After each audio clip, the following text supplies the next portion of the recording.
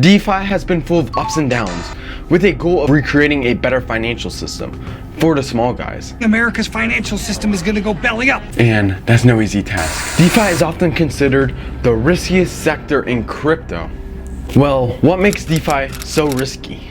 And it's a pretty simple answer. You get rugged. What rug? This rug. And no, we're not talking about this type of rug right here. We're not talking about this one. We're talking about the one where the owners of the project take all the money and start running with it.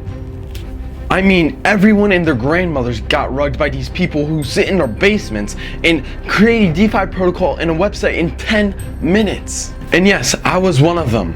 What did you say? What did you just say? No, not a scammer. No, I wasn't rugging anyone, but I got rugged myself. So how can we make DeFi safer? Some say KYC, others say audits by companies like Surtech, or even a full face and name disclosure. But even when these are done, we still seen rugs, manipulation, and stolen money. With that being said, security is definitely the key to make DeFi safer. The question is, what does that security project do for investors, and how do they best implement it? In the world of DeFi, we need tools to separate the good projects from the bad, and in some cases, act as a crypto police holding projects accountable. This is a very hard task, as you would imagine, but a project has tried it before. Can anyone guess the project that has tried this already? It was Liquid Capital, and before anyone clicks off, just hear me out. Liquid Capital showed everyone that DeFi needed to create a framework for a group of trusted projects. Even though Liquid Capital failed, it wasn't because of their system, more so of their lack of communication amongst the partners. And if you don't know what Liquid Capital is, check out this video. I created a video on them before they collapsed. But one thing I can say is, they were definitely onto something. And they just did not get a chance to build their security out. Give me security! With that being said, a couple of projects saw the value of having security in crypto. And as of yet, they have gone a lot farther than Liquid Capital has. Those two projects are Truth Seekers and OnChain Alliance. Both projects are trying to make the DeFi space safer in different ways, and both seem to have the chance to be very effective. Their links will be down below in the description, as well as that red subscribe button. So if you haven't pressed it yet, consider subscribing.